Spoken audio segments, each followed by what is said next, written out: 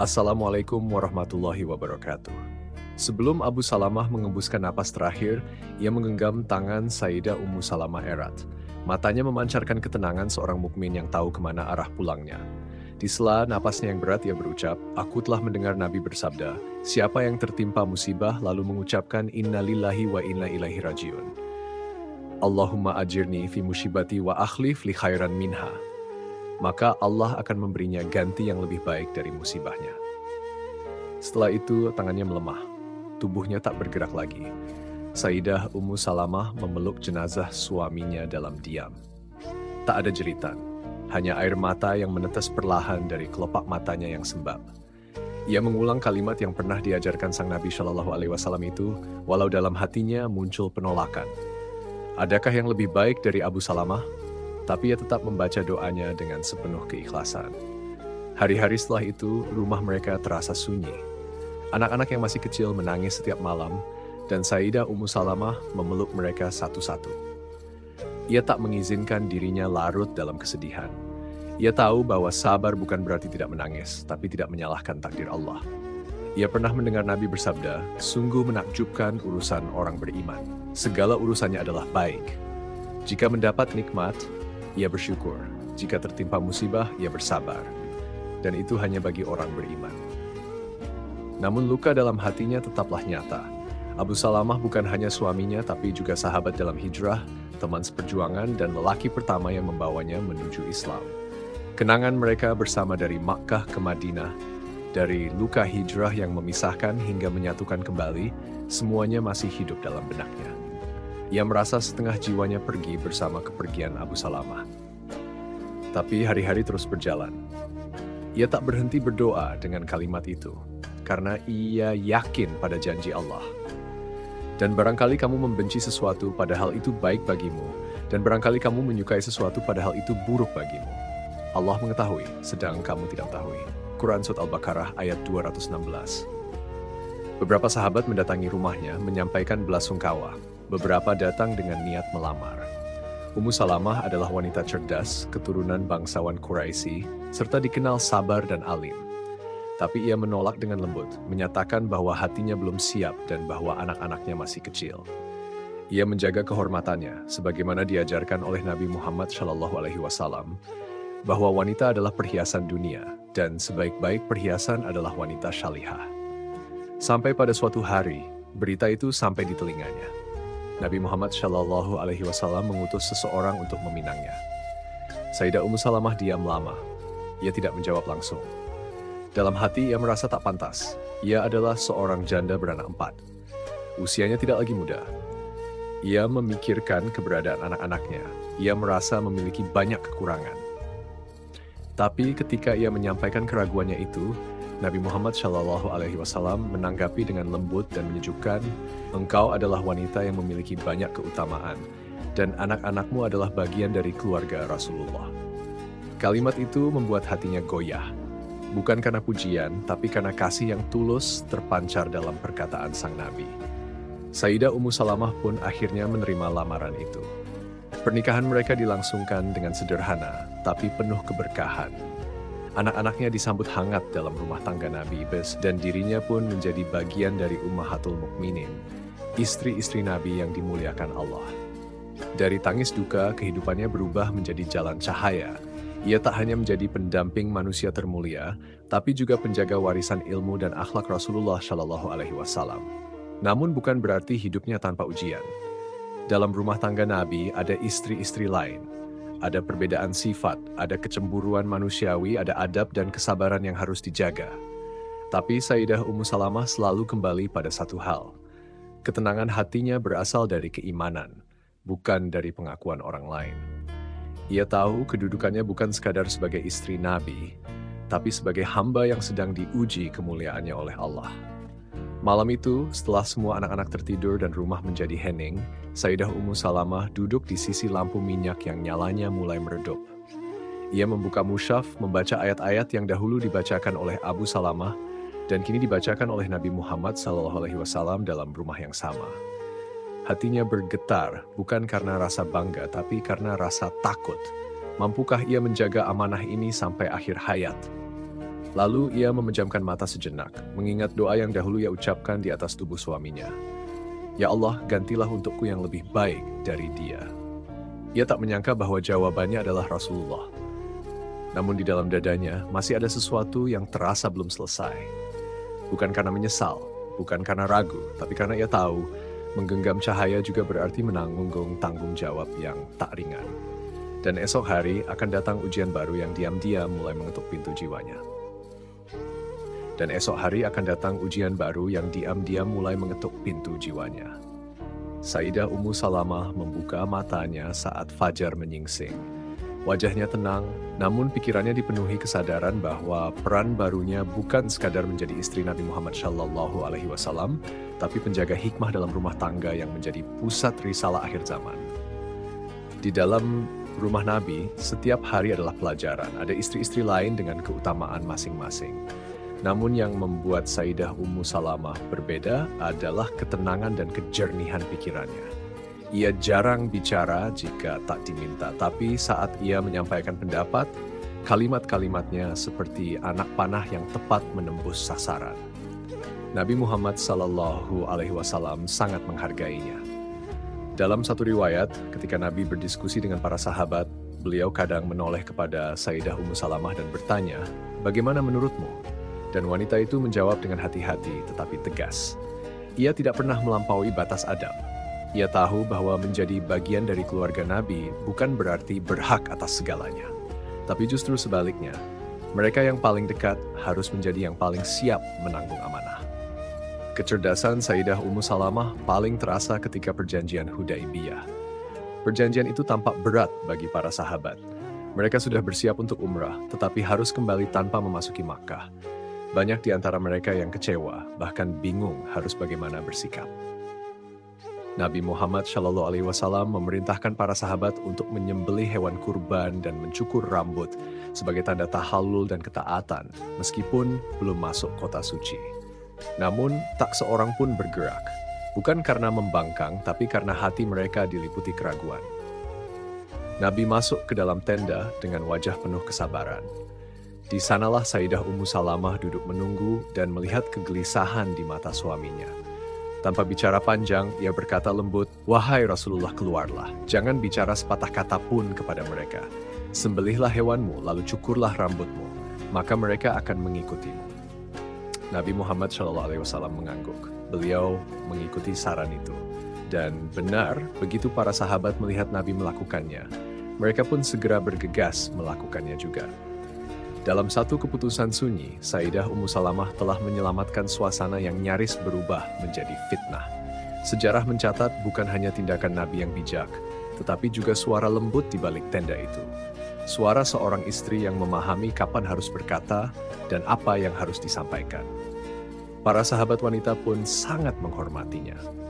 Mereka sering datang untuk bertanya hukum, adab, bahkan meminta nasihat pribadi. Sayyidah Ummu Salamah bukan sekadar tempat curhat, tapi penjaga ilmu. Ia meriwayatkan banyak hadis dari Nabi Muhammad SAW.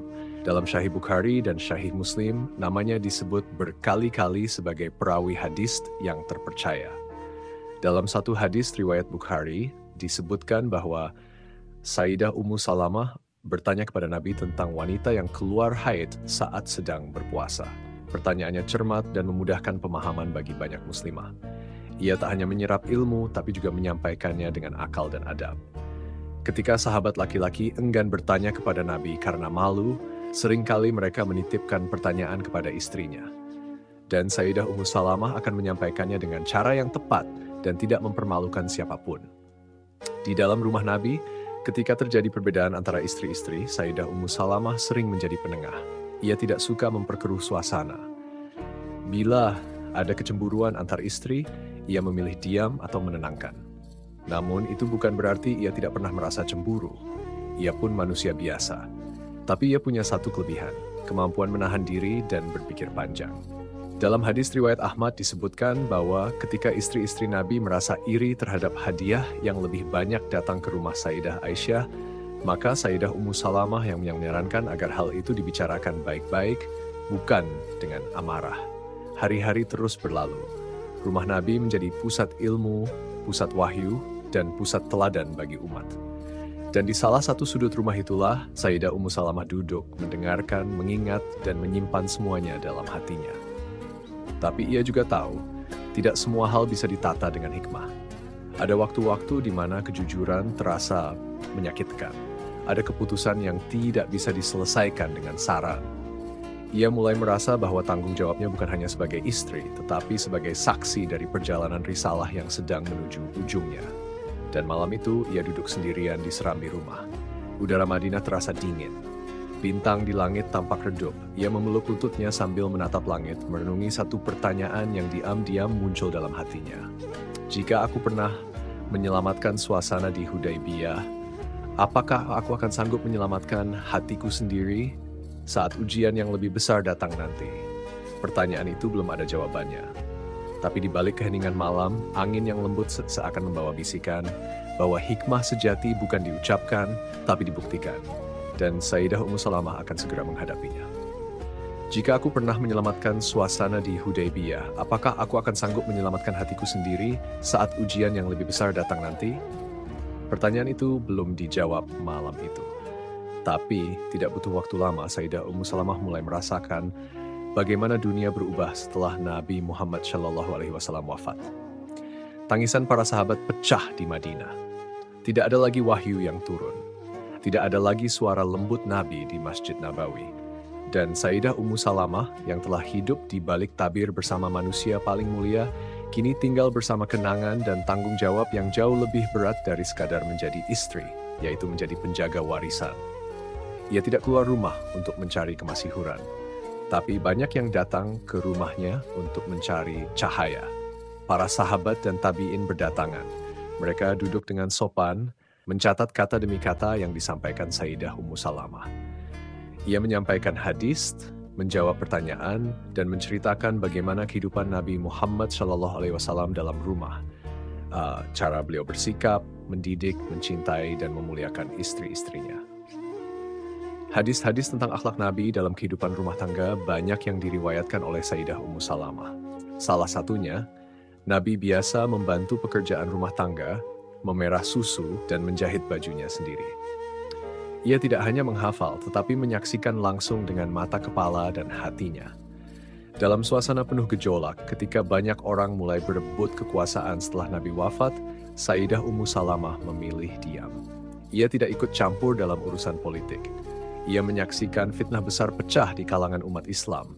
Antara para sahabat yang dulu sama-sama mencintai Nabi, kini berbeda pandangan.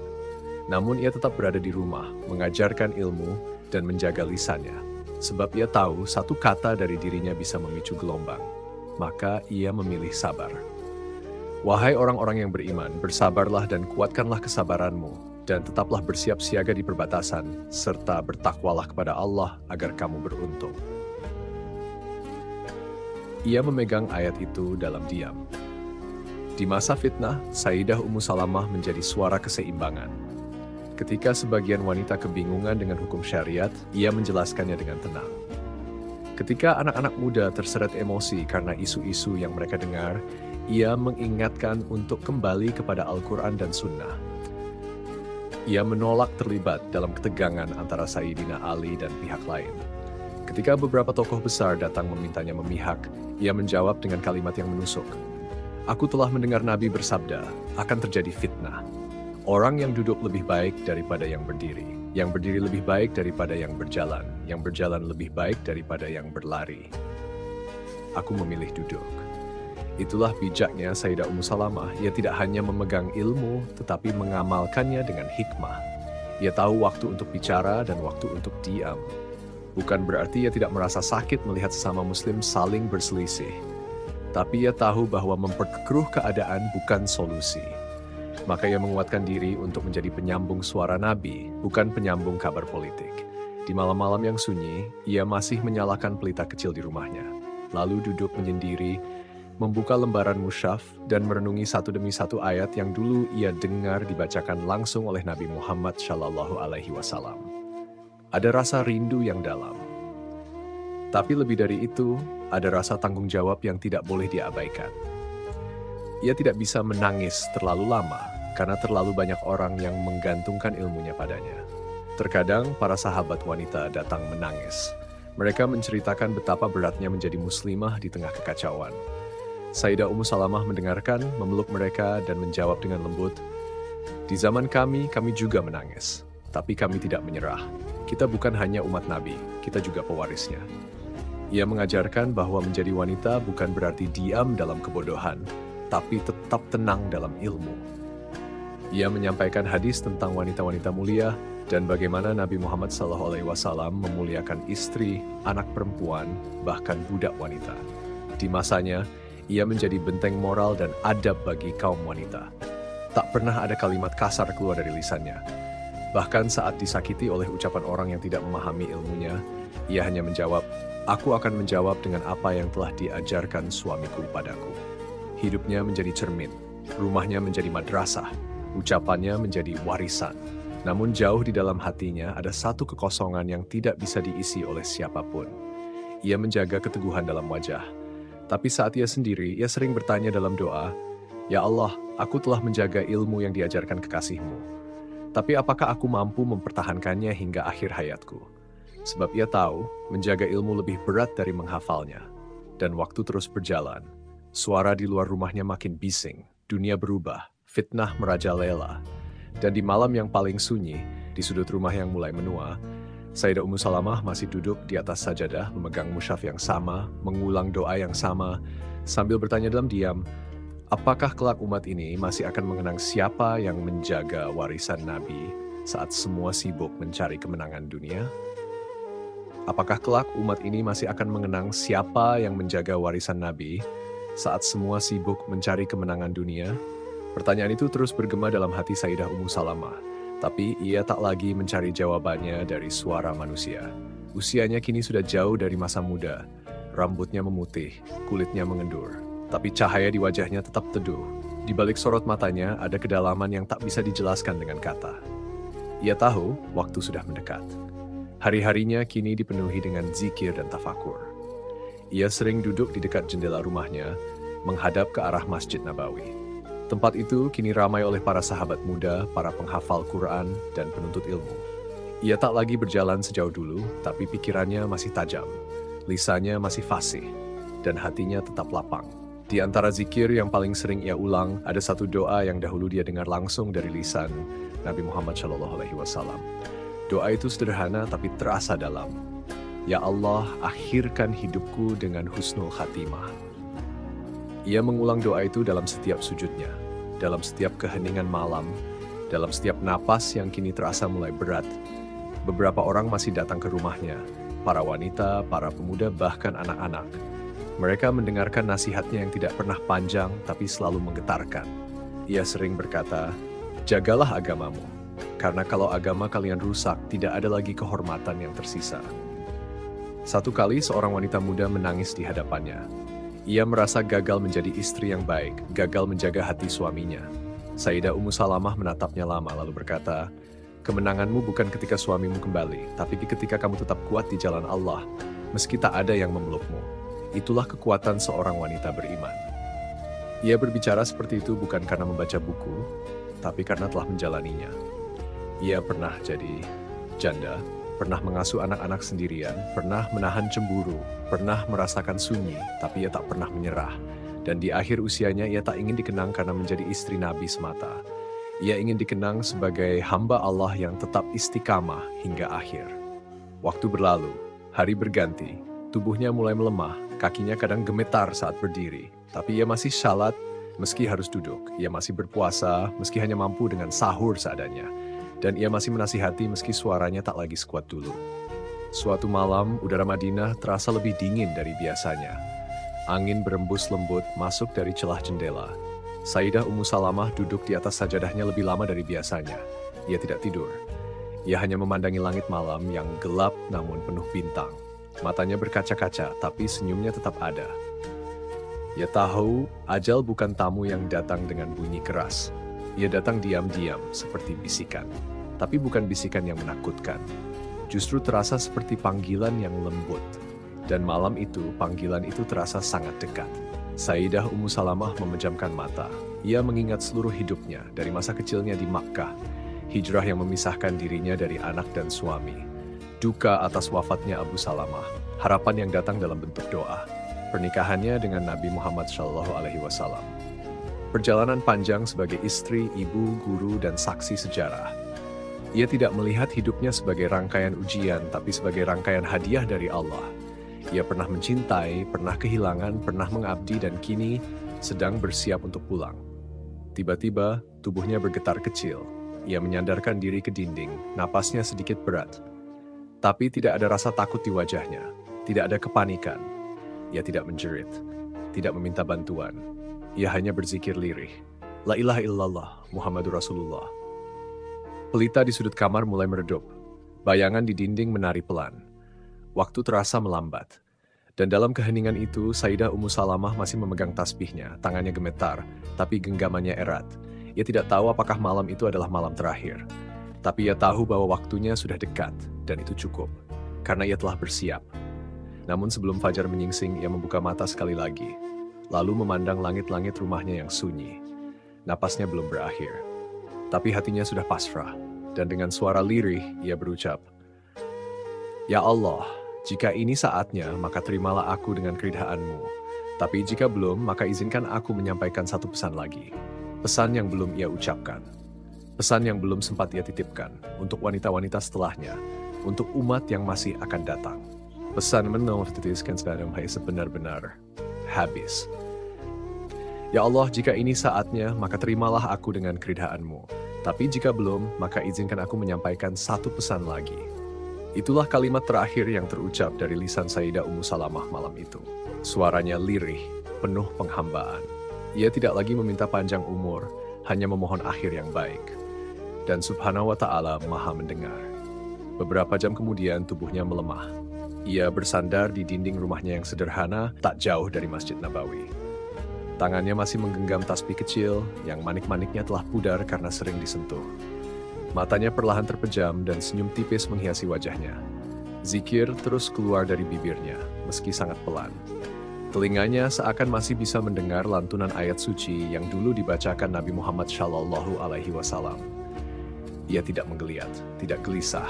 Ia pergi sebagaimana ia hidup, tenang, sabar, dan penuh keyakinan. Ketika fajar menyingsing, pelayan rumahnya mendapati Sayyidah Ummu Salamah dalam keadaan telah kembali kepada Allah. Wajahnya damai, tidak ada ketakutan, tidak ada kesakitan. Ia wafat dalam keadaan berwudu di atas sajadah dan dalam keadaan berzikir. Berita wafatnya segera tersebar di Madinah. Para sahabat dan tabiin datang satu persatu. Banyak yang menangis, bukan karena ia meninggalkan dunia, tetapi karena dunia kehilangan cahaya ilmu dan keteladanan. Ia adalah istri Nabi Muhammad SAW yang terakhir wafat. Sebuah akhir dari generasi yang menyaksikan langsung wahyu turun dan tinggal bersama pemilik risalah. Sahabat-sahabat perempuan datang memeluk satu sama lain. Mereka mengenang nasihat Sayyidah Ummu Salamah yang selalu menenangkan, tentang menjaga kehormatan, tentang sabar dalam ujian, tentang taat kepada Allah, bahkan saat dunia berbalik punggung. Di pelataran rumahnya, seorang sahabat lelaki berdiri lama sambil memandangi pintu yang kini tertutup. Ia berkata dengan mata basah, "Kita telah kehilangan ibu dari ilmu, tapi ilmunya tidak akan pernah pergi." Jenazahnya dimandikan oleh para wanita yang ia didik sendiri. Dalam sunyi, mereka meneteskan air mata sambil mengenang kelembutannya. Ia tidak pernah membentak, tidak pernah merendahkan. Kalimatnya selalu datang dengan adab. Ia tidak pernah merasa lebih tinggi, padahal ia adalah istri dari manusia paling mulia. Pemakamannya dilangsungkan dengan khidmat. Ia dimakamkan di Baqi, dekat dengan para sahabat lainnya. Langit Madinah siang itu terasa redup, seolah ikut mengiringi kepergiannya.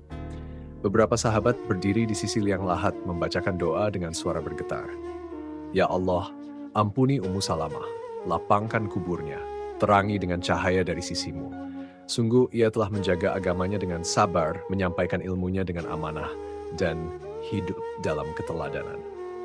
Salah seorang tabi'in berbisik lirih pada sahabat di sampingnya. "Apakah engkau tahu bahwa Nabi Muhammad SAW pernah bersabda, 'Istri-istriku adalah istri-istri kalian di surga'?" Sahabat itu mengangguk. Dan Ummu Salamah adalah salah satu dari mereka. Hari ini, salah satu penghuni surga telah pergi meninggalkan kita. Ia pergi bukan hanya sebagai istri Nabi, tapi sebagai penjaga hikmah, guru bagi generasi setelahnya, dan simbol kekuatan seorang wanita beriman. Di setiap langkah hidupnya ada teladan, di setiap kalimatnya ada ilmu, dan di setiap diamnya ada kebijaksanaan. Sayyidah Ummu Salamah tidak meninggalkan harta yang banyak, tapi ia meninggalkan sesuatu yang jauh lebih bernilai, warisan keimanan dan keberanian untuk hidup dalam kesabaran. Sesungguhnya orang-orang yang berkata, Tuhan kami adalah Allah, kemudian mereka istiqamah, maka malaikat akan turun kepada mereka dengan berkata, jangan takut dan jangan bersedih. Bergembiralah dengan surga yang dijanjikan kepadamu. Quran Surat Fussilat ayat 30. Ia telah hidup dalam kalimat itu dan wafat dalam janjinya. Dan kini setelah tanah menutup jasadnya, dunia tetap berjalan. Tapi bagi mereka yang mengenalnya, ada ruang kosong yang tak bisa digantikan. Sebab tidak semua orang bisa menjadi istri Nabi, tapi setiap orang bisa belajar dari wanita yang menjaga dirinya dalam iman, hingga ia dijemput oleh janji Allah sebagai penghuni surga. Dan di antara orang-orang yang berjalan pulang dari pemakamannya, ada satu anak kecil yang menoleh ke belakang, menatap tanah merah yang masih basah. Ia menggenggam tangan ibunya lalu bertanya, apakah aku bisa sebijak Ummu Salamah ketika besar nanti? Ibunya tersenyum. Air matanya jatuh. Tapi jawabannya tak keluar. Sebab menjadi seperti Ummu Salamah, mungkin butuh satu zaman penuh kesabaran, Shresti.